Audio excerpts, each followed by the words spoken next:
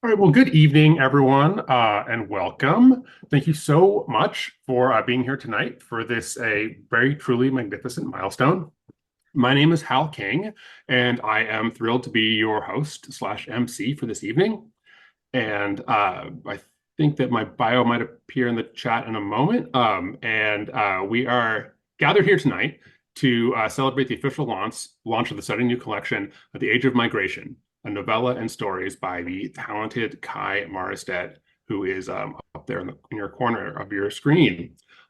This powerful book explores the profound realities of leaving and arriving and the invisible border that we carry within ourselves. It's a work of razor sharp prose and timely relevance, and we are so lucky to get a firsthand look into it this evening. Age of Migration is the first winner of the Kevin McIlvoy Book Prize. WTAW Press established the Kevin McIlvoy Book Prize to honor Mac McIlvoy, and he's an author. He was an author and teacher and a mentor whose impact on the literary community spanned decades. He was a close friend of many of us. Mac was known for his generosity and his insight and commitment to mentoring writers. The prize seeks to uplift work that embodies the fearless originality and deep emotional resonance that Mac championed throughout his life. WTAW Press is the proud publisher of Mac's last three published works, the novel One Kind Favor, the innovative fiction collection Is It So?, Glyphs, Glimpses, and Found Novels, and his only book on the art of writing, Willingness, a Writer's Meditations on Crossing the Flood. And you will see the links to where you can get those, or at least just peruse them on our website right there in the chat. You can find out more about Mac and the book prize on the website, and that link will also be appearing in the chat very shortly. So the publisher of our book tonight is WTAW Press. And for those of you who might be new to our work, WTAW Press is an independent, nonprofit publisher dedicating to discovering and publishing exceptional literary books. We champion voices and stories that deeply matter, expanding cultural conversation, one beautifully crafted book at a time. It was founded in 2016 by award-winning author and editor and lovely person, Peg Alfred Purcell. WTAW Press arose out of the national award-winning reading series founded by Peg in the Bay Area in 2010. A reading series I was proudly a part of. So if you went there, you probably saw me recording or something like that. We celebrate publishing books for 10 years next year in 2027. If you haven't already, I highly encourage you to sign up for our press newsletter to stay connected and to know about releases and events and entering any prizes and also getting to submit your manuscripts if you have one. So now it is my absolute honor to introduce our featured guest for this evening. Our author tonight is Kai Maristed. Kai is a remarkably versatile writer whose career spans continents and industries. Born in Chicago, she studied economics and political science in Munich and at MIT before working as a broadcast journalist and playwright in Germany. Her acclaimed literary fiction includes three novels, Broken Ground, Fall, and Out After Dark, as well as her earlier short story collection, Belong to Me. Her shorter work has graced the pages of the Kenyon Review, Plowshares, Agnes Zoetrope, and the American Scholar. Beyond her writing, she is taught at the MFA level at Harvard, Emerson College, and the Warren Wilson Program for Writers, and currently serves as the head of an international anti-poverty nonprofit. She divides her time between Wellfleet, Massachusetts, and Paris. We're thrilled to celebrate this milestone with her, featuring her amazing The Age of Migration. Joining Kai in conversation tonight is the other guy with his mic on. That's Steve Yarbrough. Sorry. Steve is the award-winning author of 8 acclaimed novels, including The Oxygen Man, Visible Spirits, Prisoners of War, and Stay Gone Days, and of 3 celebrated short story collections. His honors include the Mississippi Authors Award, the California Book Award, the Richard Wright Award for Literary Excellence, and the Massachusetts Book Award for Fiction. His stories have been featured in the Best American Short Stories, and his work has been widely translated internationally. He currently teaches at Emerson College and divides his time between Boston and Krakow. Kai, Steve, please join me and say a quick hello to our audience. Hello. Good to be here. Good to have you. Before I hand the microphone over, just a couple of quick notes for our audience. Please keep your audio muted and throughout the program, and we'll dedicate the final portion of our evening to your questions. So as we go, you can go ahead and drop them into the chat, and we'll be keeping an eye on those and making a list of stuff to ask at the end. And finally, you can support independent publishing and our author tonight by purchasing your copy of The Age of Migration directly from the WTAW Press shop. The direct link is being dropped in the chat right now. And so go ahead, open the tab. Don't be shy. And I'm going to hand things over to Kai right now for an exclusive reading from The Age of Migration. Kai, the floor is yours. Thank you. Am I hearable? Yes? Okay. I'm going to read from the second story in this collection. It's called The Toubab. The term Toubab, as many, but perhaps not all of you know, it's kind of a Pan-African term that refers to anything from a medical doctor to a shaman, somebody who has general healing powers and a certain prestige, therefore, in the community, okay? It could even be a teacher, but it's generally a healer. I have condensed portions of this story in order to kind of bring you the nugget of it. So I just want to give you the briefest framework. We are in the life of Malik Ndeye. He was born about 35 years ago in a small village in Senegal. He has one wizened leg, as is unfortunately by necessity often the custom. He was sold, in this case for a she-goat, by his parents to a traveling Islamic teacher who said he would take the kid to an Islamic school in the capital and raise him up properly and so forth. Of course, what he did, this marabout, this traveling guy, is he has a stable of beggar children who he sends out to gather money and to bring it home in the evening. So this was the life that Malik led until he crossed the path of a French sailor who took a shine to him, kidnapped him. Malik was more than willing, put him on a boat, brought him to France, kind of lost track of him. Malik made his way in France without papers, has a settled life, keeps a low profile, leads a law-abiding life, and considers himself a fairly fortunate man. So that's who we're dealing with. That's the framework of the story. Also, he lives in the godforsaken, hot as hell suburbs of Paris, where all the immigrants live. So he likes to come in on the hot nights and lie around the borders of the Seine to get some cool air. Malik Ndeye lies at ease on his back on a slab of stone. The nearby swish and slap of the Seine muffles the roar of traffic. Malik is tracing the curves of letters or numbers beyond mortal grasp, etched into heaven.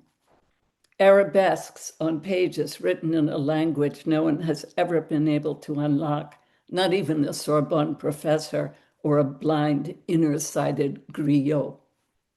The moon playing hide and seek betrays her presence by a halo snagged on a cluster of chimney pots. Above, the stars blink between woolly prouds, a mere dispirited handful compared to the billions that lit up his nights when he was small. Malik can never forget that billowing banner over the grassy heart of Senegal. Even after he was sold away from his village, the same moonlight and starlight pierced through the city's fumes to guide his lurching steps. They accompanied him in his years of apprenticeship as a talibé, a holy beggar in the city, through the cutthroat alleys of Port Saint-Louis. Later still, when for one fateful moment his hunger and curiosity overcame fear, and he followed a stranger for the second time into the unknown. The stars and moon witnessed. They saw Malik led away by the hairy hand of the foreign Tubab. They revealed the Tubab, a lumpy European, outlandish in his paleness and often incomprehensible voice in weirdly accented French.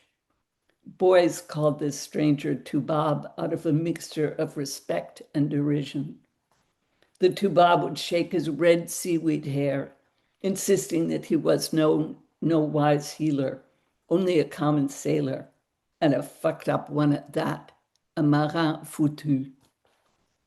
One day, the marin foutu hoisted Malik into a battered jeep. Churning dust, the jeep bucked away from Saint Louis, that ancient rotting town of smugglers and peanut oil merchants and drug-dazed fishermen, south along the Cape Peninsula to the capital. From the quay at Dakar, the Tubab pushed and shoved his stolen beggar boy, now folded like a bat into a splintered wood box, into the belly of a cargo ship. At sea, during the brief night interludes when the Tubab guided him up onto the deserted deck, Malik recognized with a silent inner cry the stars.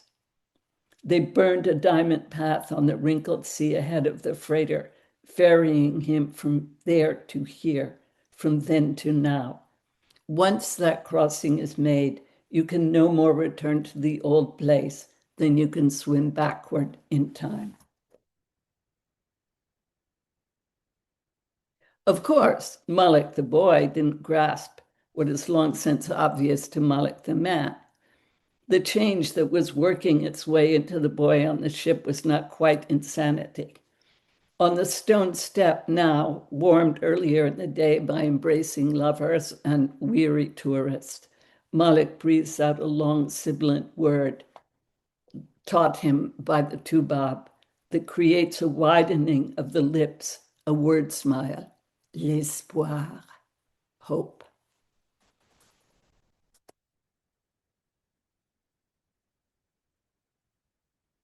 Sorry.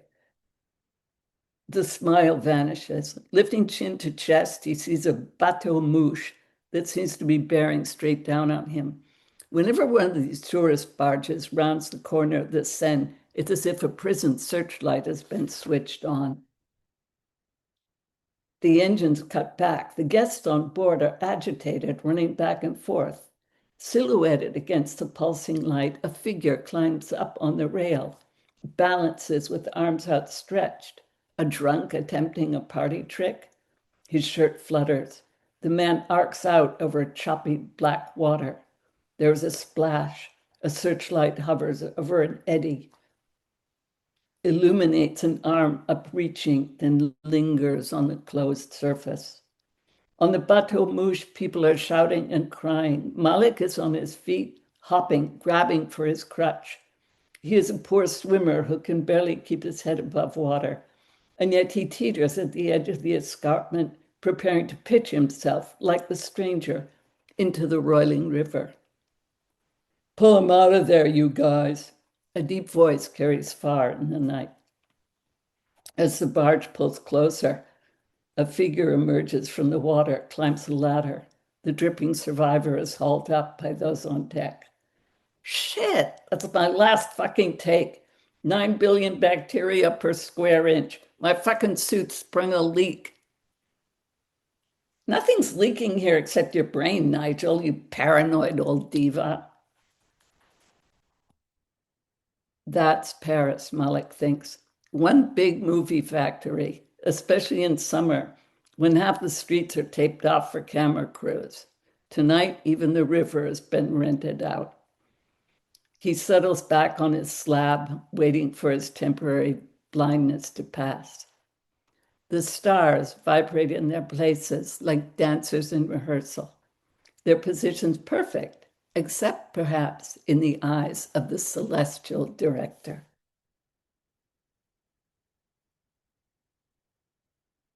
You there, wake up, show us your papers. Malik is frozen, but not by surprise.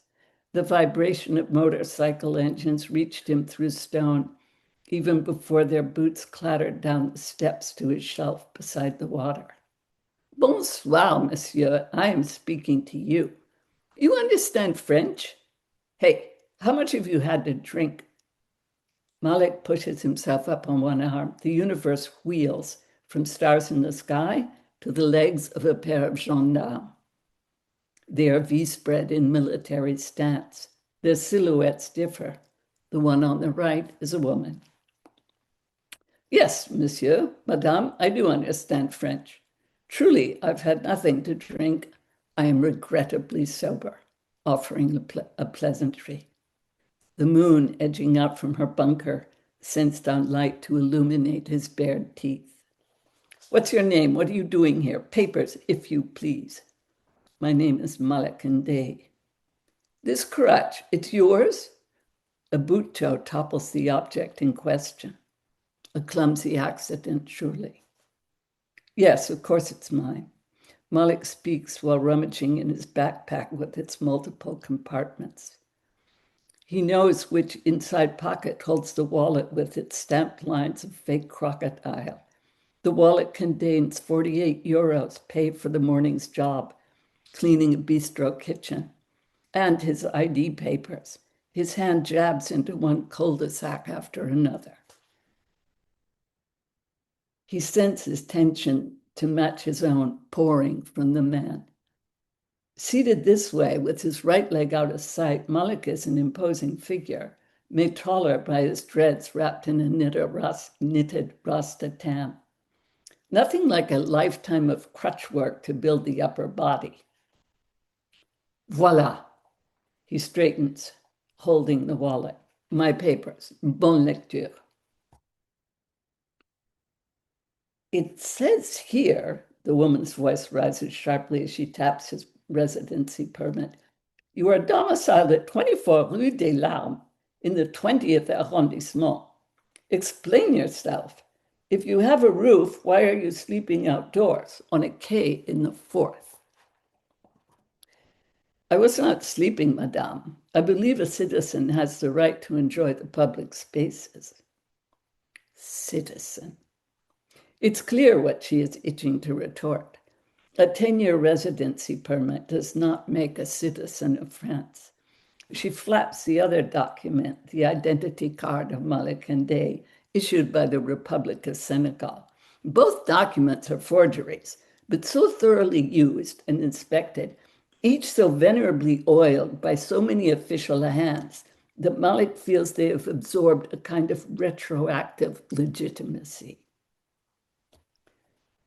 The woman, taking care that their fingers don't meet, returns his papers. Stay out of trouble, you. He nods, looking away across the river, listens to their diminishing steps. The papers fold up back in the wallet that goes into the pocket inside the zippered compartment. Malik Day's backpack is a horn of plenty. He slowly peels open an orange, catching drops of the juice in the calloused palm of his hand. He arranges the triangular peels in a little stack that resembles the temple pagoda in the Bois de Vincennes. Paris is his home now. He would never toss trash into the river of his village. The moon sends her reflection to play before him, sliding on black ripples. This time there is no warning. He heard no steps, not so much as a pebble scraped. But there's a presence, the heat of a body inches from his, and now a pressure, smooth as a feather, traveling up his lip, a tangy odor of metal. The pressure increases across his right cheek with the silky elasticity of the blades dropped thin. Fear can burst out like a fever sweat inside the body. It floods down the bones, loosening ligaments and liquefying the intestines. Debout-toi. The voice is fierce and intimate. Get up. It comes from just over his head. He sits up very carefully. The blade moves upward on his cheek, sticking in the night start of a beard, then continuing, stops at the corner of his right eye. Open your sack, asshole. Everything out on the bench. Quick.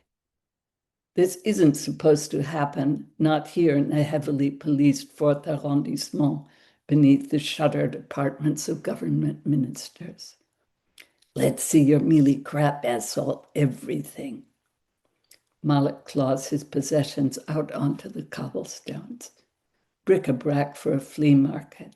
The moon shines down, aiding inventory.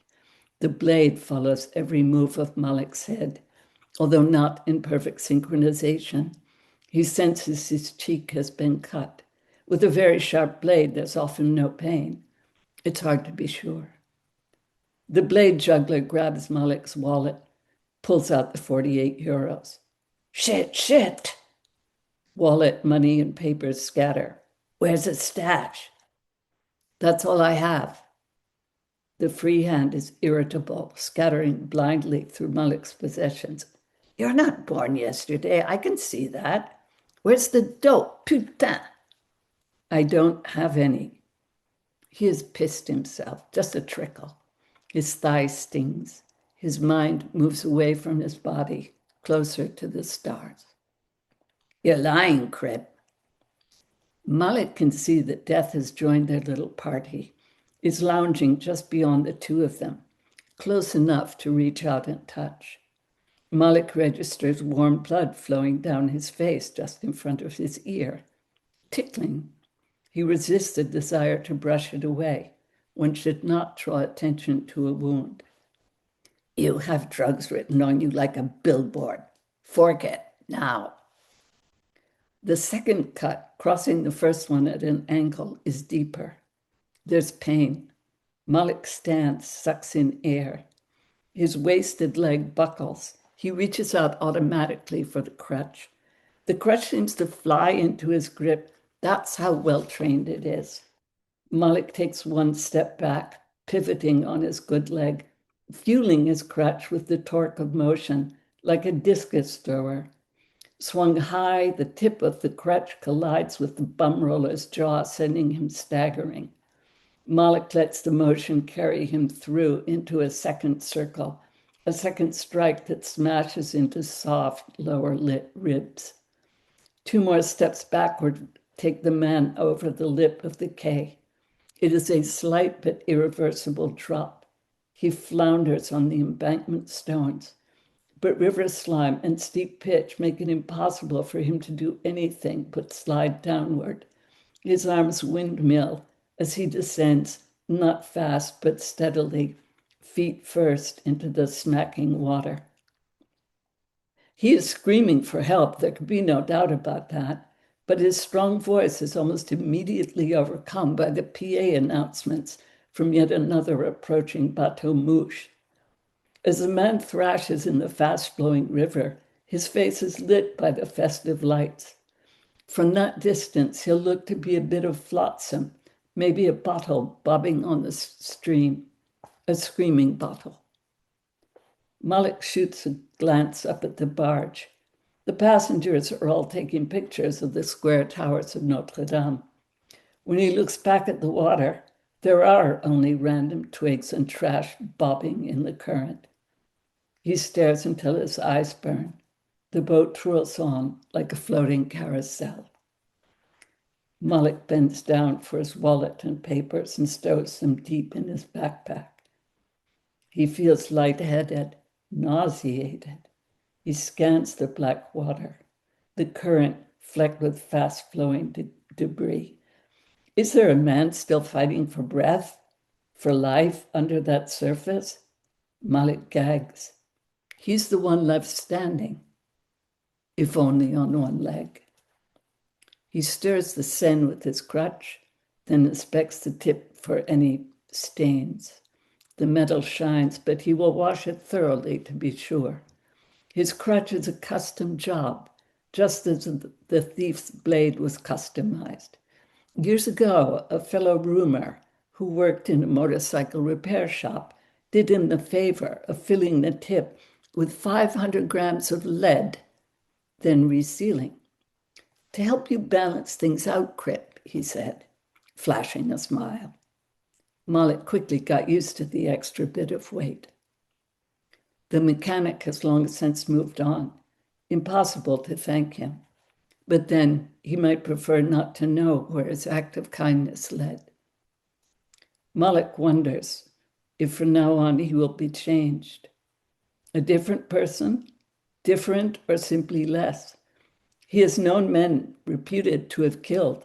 He realizes that he'd always assumed those people were somehow diminished, as if they had destroyed a piece of themselves. Their souls were damaged. Damaged or not, he will have to get to know himself again.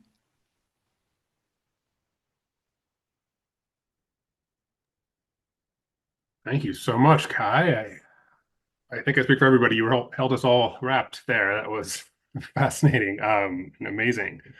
I'm gonna turn the program over to Steve for a few minutes here to ask you some questions and to have a back and forth conversation. Super, and thank you all for listening.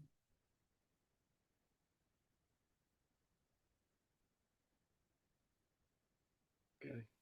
Can you hear me now? Okay. I read that story last week on an SAS flight from Copenhagen after standing in what felt like I don't know, a cattle pen or something with hundreds of other people waiting to go through immigration. And when I read the story, I felt that if ever there was a story for the here and now, it was the one I had just read. It's one of the most powerful stories I've read in longer than I can possibly say. Um, so I think the first question that I'd really like to ask you, Kai, has to do with you know, the composition of this extraordinary collection. We've got people from Senegal. We have people from Haiti who figure in the stories, and we deal with multiple locations. And I think that I'll correct one thing that Hal said. I'm no longer a professor. I retired about a year ago. And during the 40 or so years that I was involved in, creative writing programs, the most frequently repeated mantra was write what you know. And I think, what I came to see over those 30 or 40 years was the whole notion of writing what you know changing. And it came to mean something along the lines of write what has happened to you, which seems to me very limiting. And certainly it's not a rule that you play by. And I wondered if you could say a little bit about how you came to these stories, how you were able so authoritatively and convincingly, time after time, to write about people who I know are very different from you. Well, I could spend an hour happily. I would lock the doors and make you all stay here, and I would go on and on answering these questions. Let me let me try to kind of hit some high points. Um,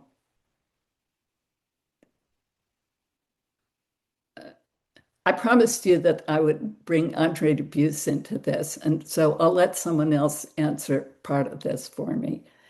My mentor and the only writing teacher I've ever had, because I don't have an MFA and I never even took a college level English course. But my great teacher was Andre Dubus the second, the great short story writer. And he was giving a lecture to some people and just expounding in general. And somebody asked this type of question, how can you write from the point of view of women? How can you write from the point of view of but they were particularly upset about the fact that he had written some marvelous short stories from the point of view of women and girls, and how dare you? And he simply said, "Well, this is why it's called fiction. This is why we have an imagination." And it's a simple answer, but it's also, the absolutely truest and most profound answer. It is fiction. It is about our imagination and our right to exercise our imagination. I've gotten, it's been hard for me to get published a lot of times because I do take that, take that privilege and run with it. Um, I don't feel limited if I can feel my way into the skin, in under the skin of another person. That could be a person who physically looks something like me, or physically looks nothing like me, or is of a different gender, or grew up in a different place. If I can get into that person's skin, if I take the time to do that, to empathize, to feel that person's life, then I can write about that person's life. And there are limits to that. Sometimes I can't do that. Okay. And then I won't do it. I mean, a book I wrote recently, people said, well, you've got to write more from the point of view of this marvelous character you have here. And I said, I can't do that. I haven't lived her life. I don't know enough about it. So I'll stop there. I don't know if I've even answered your question, but Yeah, you yeah. have, and I think what I also think about is yes, it's about the imagination, but sometimes I found myself wanting to say, whatever happened to empathy? I thought one of the functions of fiction was to allow a reader to walk in somebody else's shoes. And whether misguided or not, I continue to believe that that's also the prerogative of the writer. If I imagine it and I don't do it well, readers will let me know. Indeed, and that's what I mean by the getting under the skin. I read somewhere that certain people are thin-skinned in the sense that they don't have a very fixed sense of self. They are empathetic in the true sense that they easily go through the barrier of self into some other person's experience. I think that's true of the very best fiction writers, the very truest fiction writers. I'd like to think I have some of that ability or weakness or whatever it is myself. I'm sure you do, Steve. And what about geography? You write stories. There's some stories set in Boston or Boston suburbs, and I spoke to you just briefly earlier, and I'd go back and forth about.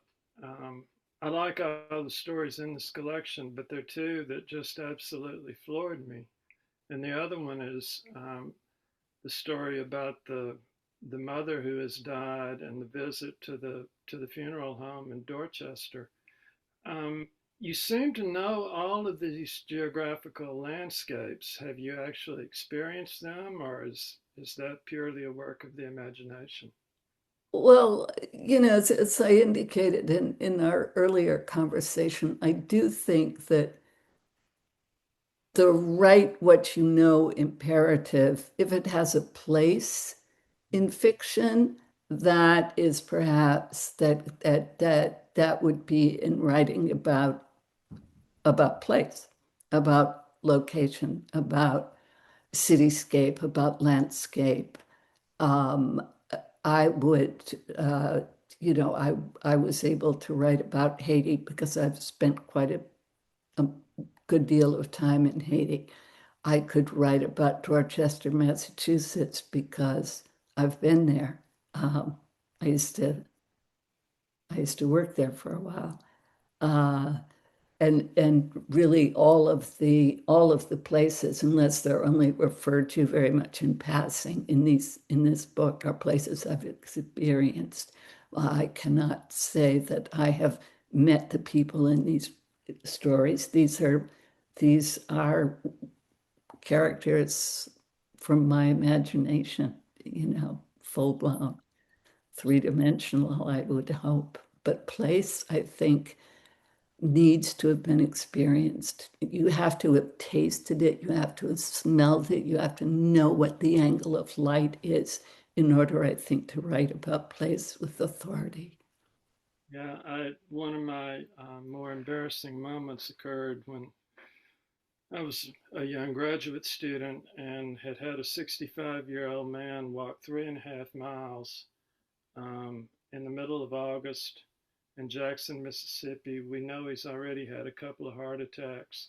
And my professor, who was from Jackson, Mississippi, said, he's walked 3.5 miles. It's the middle of August. It's about 100 degrees. He's had a couple of heart attacks. Does he sweat? No, he doesn't seem to sweat. Do you know what you're doing? And that really resonated with me. And, I was certainly always in these stories absolutely rooted in the place that you told me we were going to be in.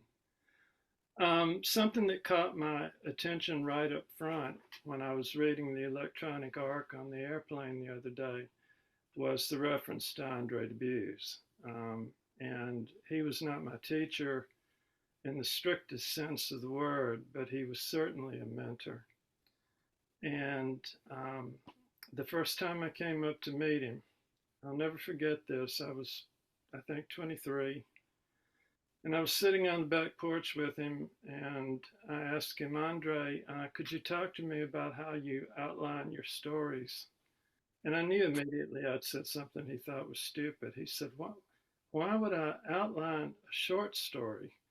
And I sort of stuttered and said, well, they're so carefully wrought, I assumed that you must. And he said, well, I'd be afraid if I outlined the story that, I'd stick to what the outline said, and then how could the characters surprise me? And I said what he probably knew I would. I said, but my characters don't surprise me.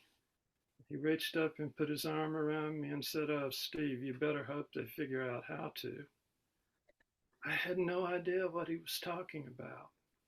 Your characters consistently surprise me. Do they surprise you?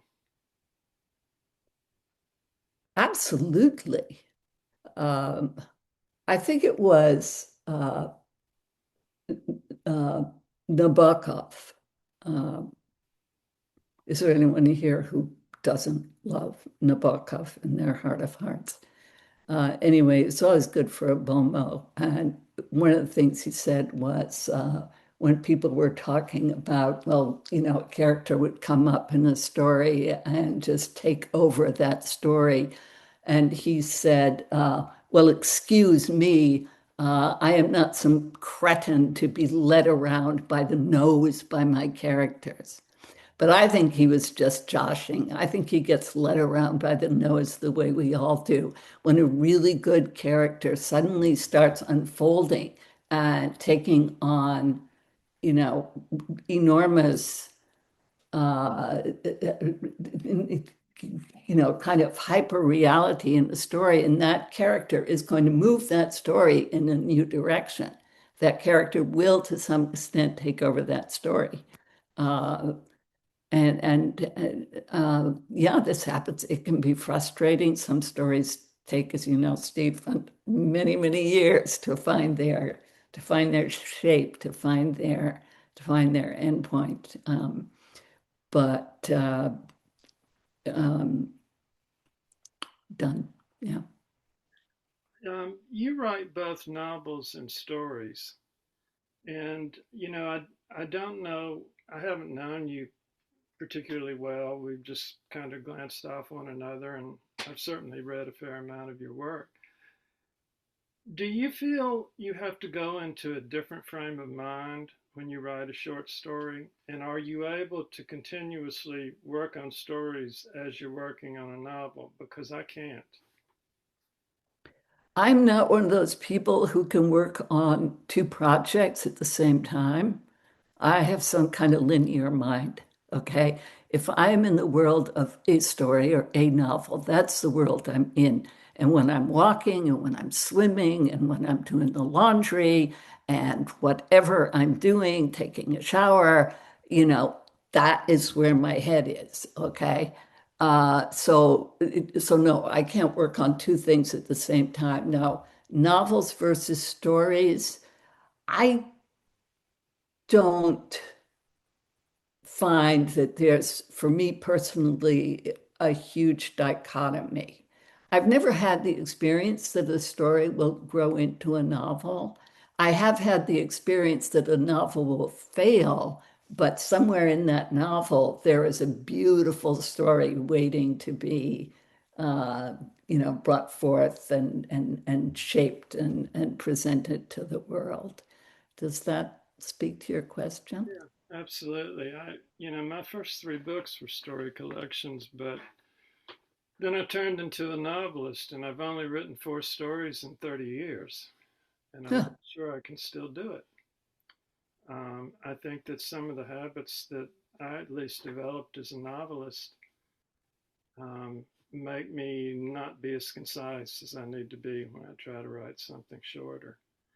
Um, I will ask you this. You just mentioned an interesting word and one that every writer has to grapple with, and that's the notion of failure. A novel fails, maybe something of it is salvageable. How do you define failure as it relates to writing, to what we do? Wow.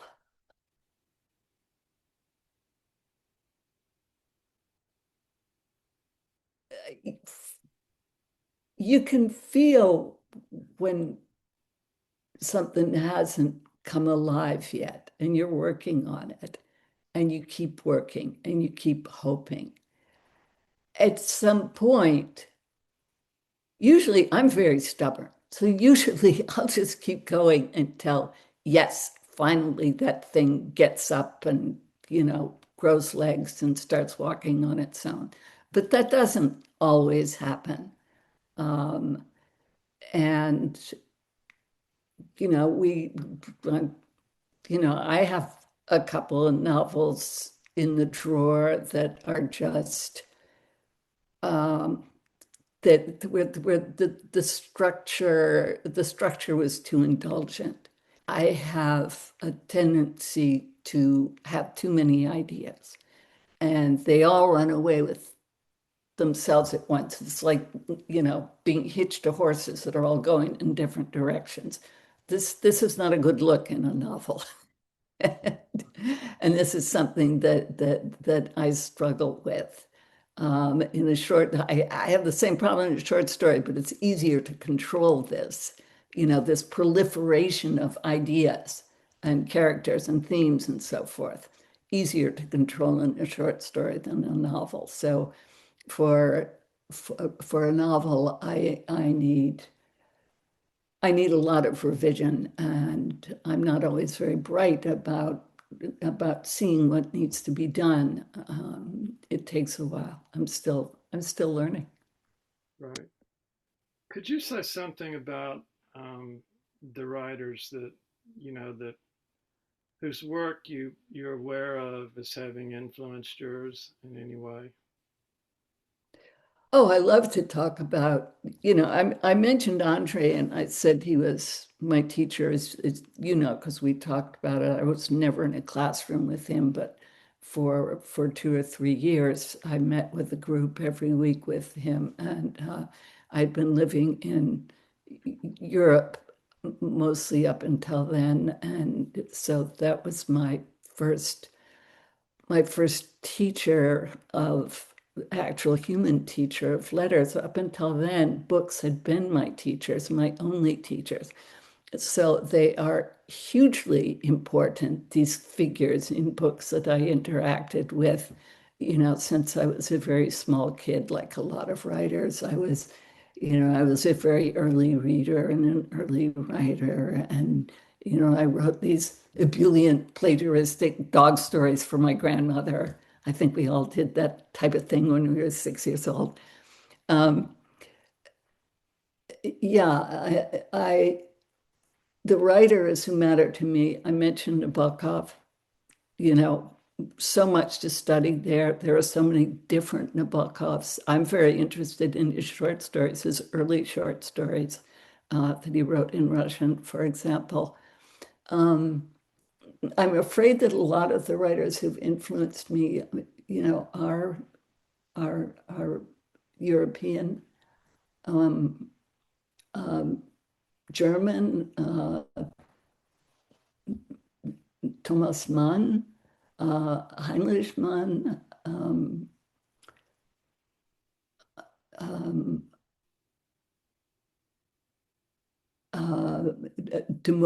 I'm thinking of short stories now. De Maupassant, I really, really got down and studied de Maupassant a lot.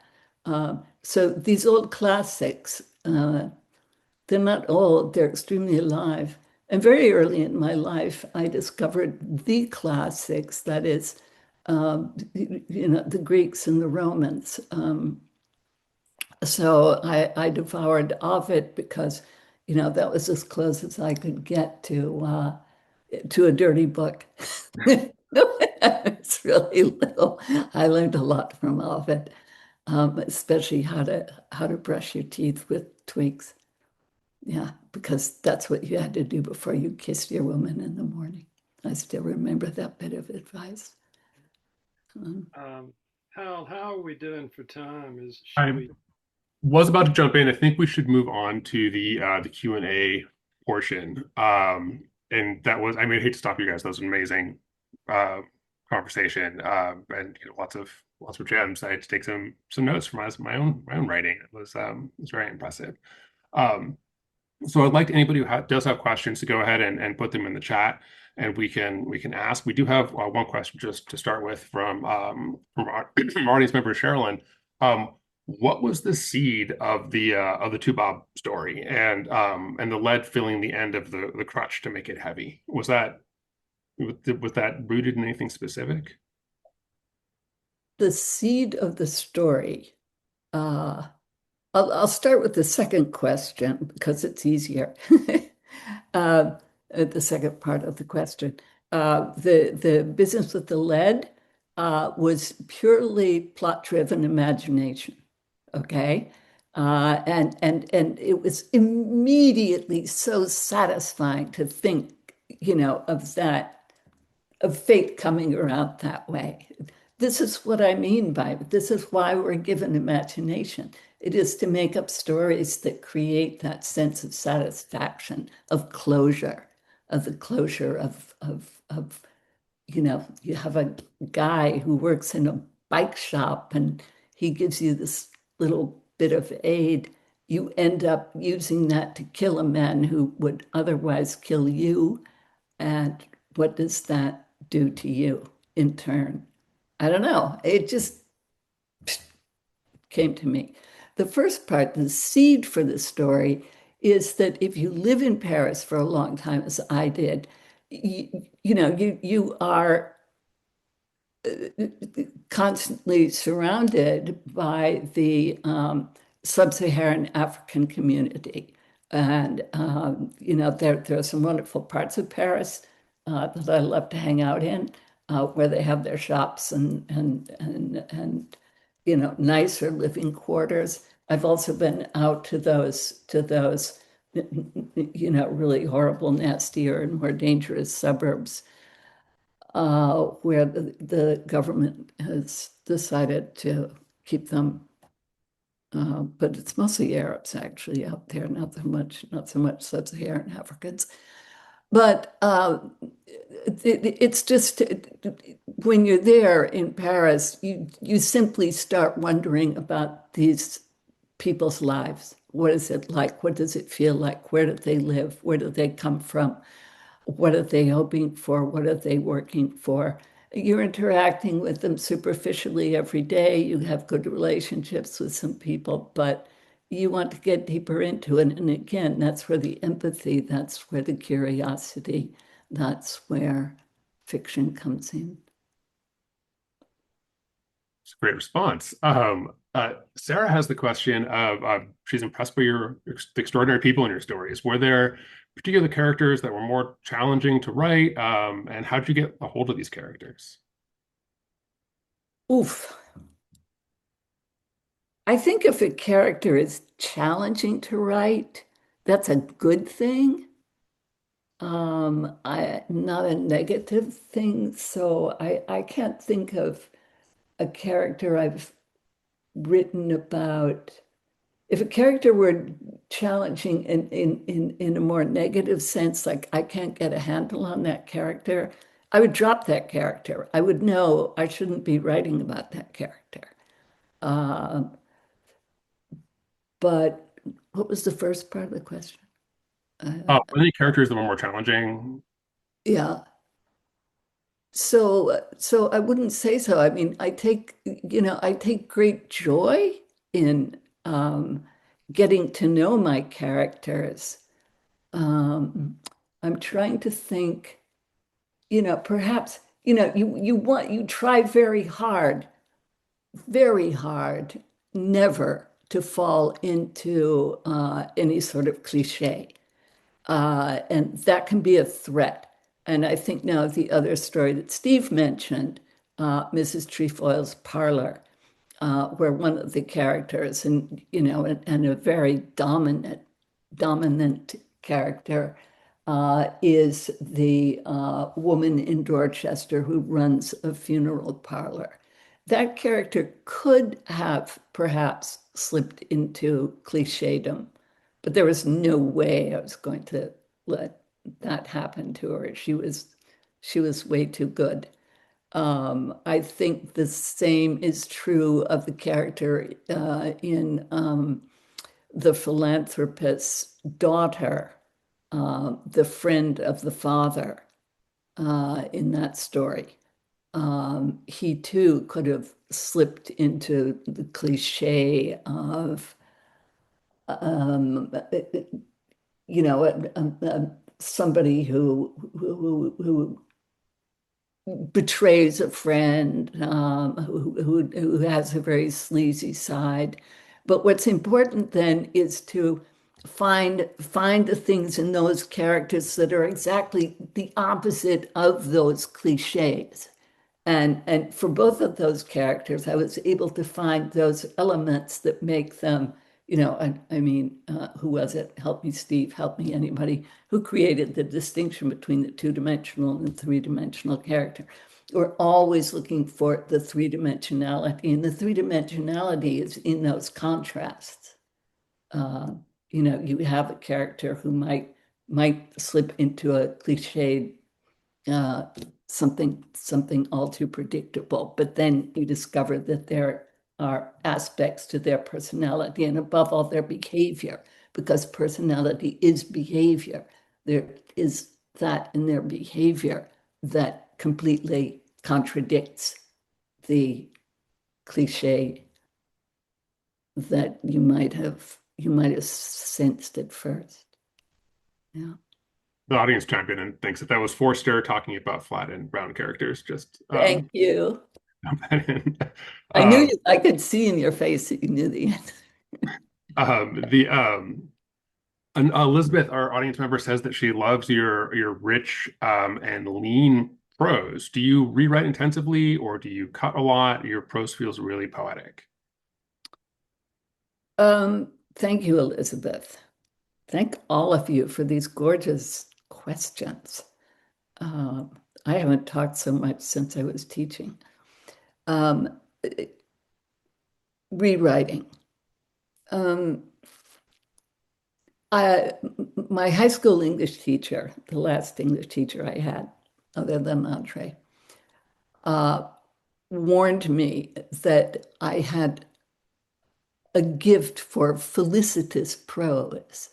And what she really meant was that it was very smooth and glib, and I should watch out because it ought to be rougher, it ought to be harder, it shouldn't be so obvious and obviously acceptable at first glance. It was very good advice. Obviously, I've never forgotten it. Um, and another person once told me a very different comment on my writing, that my prose reads like poetry. I think that's true. I've read a great deal of poetry. I wrote a lot of poetry when I was younger. Kept it all, of course, in the bottom drawer. You won't find any poetry published by me. Um, but I care a great deal about poetry. I care a great deal about the music of language. I care about language. I mean, I speak three languages, plus a smattering of Japanese and Haitian Creole and Portuguese, Brazilian Portuguese. So you don't do that unless you just love the sound of language, the music of language. And I think this finds its way into my writing. I'm also very visual and, visual artist. So there's that aspect as well. Um, but what we were on. What was the question? Just rewrite intensely and then cut. Yeah. Yeah, rewriting and cutting. Boy, how did I get so far away there? Um, you can always improve. There's no end to revision. I mean, I find that even when I was, cutting stuff to read tonight, I would completely revise this story now. Not completely, of course, but there's a great deal that I would change and improve in this story if I could. It's a never-ending process, I think, because we change. Our perspective changes. We learn things, and we want to bring that to bear. But I'm not really answering the question straightforwardly. The short answer is I do not revise as much as I should. And when this whole launch process is over, I'm going back to two manuscripts, and I am going to try to revise the devil out of them. And if anybody wants to help me in that process, please send me an email. Thank you so much. That's amazing stuff to hear. Oh, we have one more question. Do you have a process for cutting unnecessary details? Listening. I will, again, it's amazing how this keeps coming up tonight. Steve, you can laugh, but Andre just pops into my mind. One of the pieces of advice that he gave the crew that hung out with him on Thursday nights was, and I know this is painful, guys, and it's a step we would all like to skip, but read your story aloud. Nowadays, we can record it and have it played back to ourselves, but just read it, hear it in your own ears. You will hear so much immediately that wants cutting. That was good advice. And I would, I should take it more often. It's hard to do with a full novel, especially if you're already on your fifth draft. You're like, no, really, let this come pass, right? But yeah, I think that actually reading aloud, reading and having it played back to you, but just hearing your own voice, and then you will cringe and you'll grab your pen and you'll go, If you don't, I mean, we're a little bit over time, but if you don't mind continuing, we do have another question. Where Leah is asking, where for you is the most joy writing? oh, well, certainly I mean, I enjoy revision, actually, despite all the nasty things I just said about it. But obviously, when you get into the zone of, working on a first draft, a first piece, and again, when the imagination is at work and all these things, the music of the language and the associations, when these things start to come together, uh, and you lose yourself, you completely lose your sense of self. It is such bliss um, to be relieved of your ego, of your ich, um, and simply be in the work like that. So for me, that is, I think I actually I was thinking today about these books, the joy of cooking, the joy of sex. Really, the joy of writing, I think, is one that we need now. Yeah. Thank you. I think that's all the questions that we have. I want to have a big thank you to Kai and for sharing her book with us, and to Steve for being a great conversation partner. And of course, thanks to WTAW Press for bringing this vital collection of stories into the world. And thank you to everybody in the audience who was here and was listening and watching and enjoying this with us. We have another event on September 17th where we're going to welcome Leah DeForest, Any Kind of Known Tomorrow, into the world. So keep an eye on your email for that. WTAW will be opening soon for submissions to the Kevin McIlvoy Book Prize. So follow along with our newsletters and social media for that announcement. And currently our imprint Betty will be open for submissions through August 31st.